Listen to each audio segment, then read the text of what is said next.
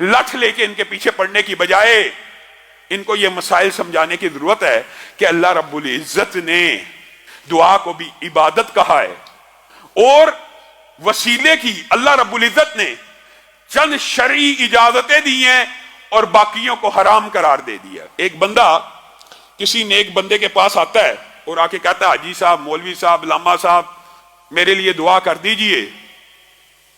اب اس بندے نے دعا کرنی ہے کس سے؟ اللہ سے۔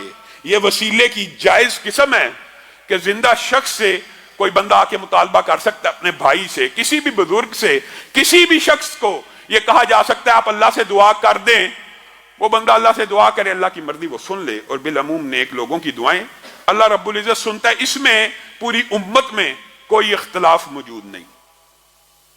دوسری قسم یہ ہے کہ انسان اپنے نیک اعمال کا واسطہ دے۔ کس کے؟ اپنے۔ کس کے؟ اپنے۔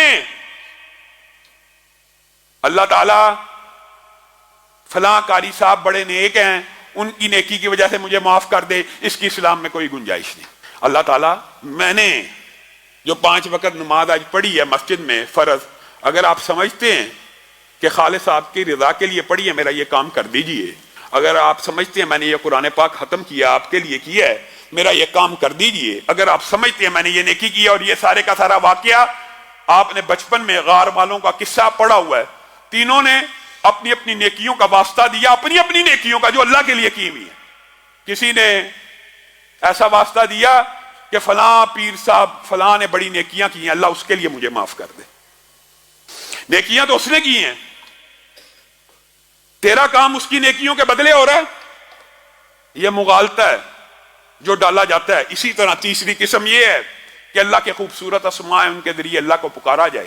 اس کے علاوہ وسیلے کی ہر قسم اسلام میں منع ہے، اور اس کی سب سے بڑی دلیل حضرت عمر کا اپنا فعل ہے۔ حضرت عمر نبی کریم صلی اللہ علیہ وسلم کی قبر مبارک کے قریب منبر رسول پہ کھڑے ہیں، ایک بندہ آیا آ کے کہنے لگا رسول اللہ جب زندہ تھے ہم رسول اللہ کے پاس آ کے دعا کروا لیا کرتے تھے، آج آپ ہمارے امیر المومنین ہیں، آپ ہمارے لیے دعا کیجئے۔ لمبا چوڑا واقعہ مختصر کر کے بات کو آگے بڑھاؤں گا، آپ ہمارے لیے دعا کر دیجئے۔ یہ ہے دعا کا وسیلہ، کسی سے دعا کروائی جا سکتی ہے۔ اگر اسلام میں ذات کا وسیلہ جائز ہوتا تو حضرت عمر کہاں کھڑے ہیں؟ مسجد النبوی کے اندر کھڑے ہیں، قبر مبارک کے پاس کھڑے ہیں، اور کہہ سکتے تھے رسول اللہ صلی اللہ علیہ وسلم آپ کے واسطے سے، آپ کے ذریعے سے، آپ کے طریقے سے، آپ کے وسیلے سے ہم رب تعالیٰ سے دعا کرتے ہیں۔ کیا کہا؟ کہا چچا عباس کو بلایا جائے، بڑے مستجاب الدعوات ہیں، ہاتھ اٹھاتے ہیں، اللہ تعالیٰ ان کی دعا کو ریجیکٹ نہیں کرتا۔ یہاں پہ چچا عباس سے دعا کروائی گئی کہ رسول اللہ سے کروائی گئی؟ کسی صحابی نے رسول اللہ کے جانے کے بعد رسول اللہ کے وسیلے سے، ذریعے سے دعا کروائی ہو؟ نہیں، ثابت ہی نہیں۔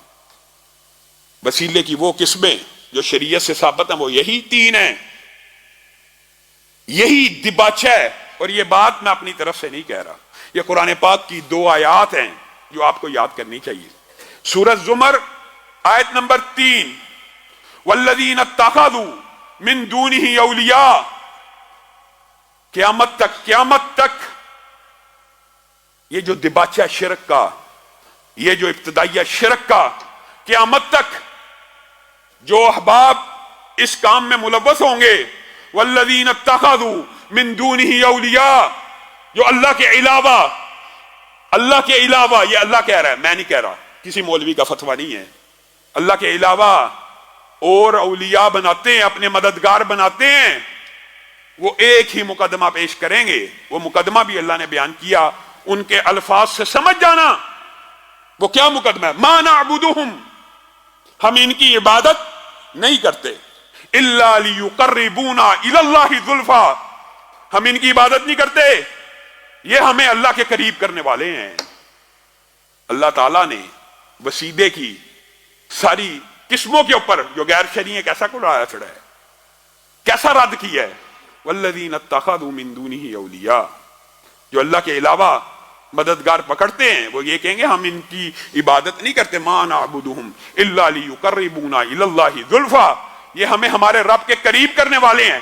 یہی کفار مکہ کا مقدمہ تھا۔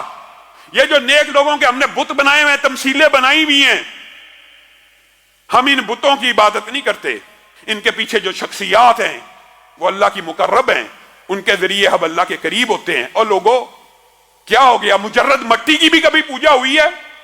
بعض لوگ جو مجرد مٹی کی بھی پوجا کرتے ہیں اس کی بھی ہسٹری ہوتی ہے، یہ کربلا کی مٹی ہے، یہ فلاں کی مٹی ہے، اس کے پیچھے بھی ایک داستان ہوتی ہے۔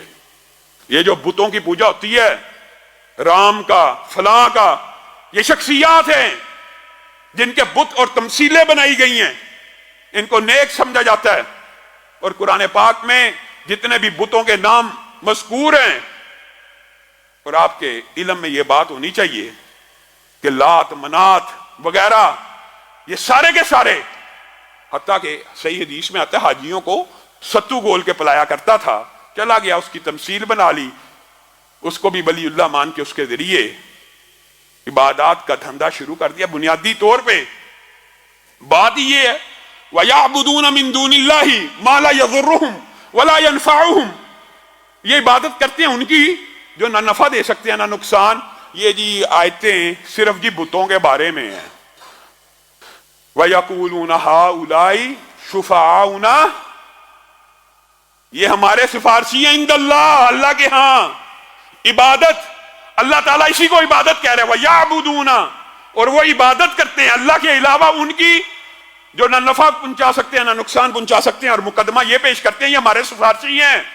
اور اللہ تعالیٰ کہتا ہے قیامت کے دن یہ سارے کے سارے سفارشی ان کی اس عبادت کا بھی انکار کریں گے اور ان کی اس پکار کا بھی انکار کریں گے۔ اگر تو یہ آیتیں صرف بتوں کے بارے میں ہیں تو کیا بت قیامت کے دن انکار کریں گے؟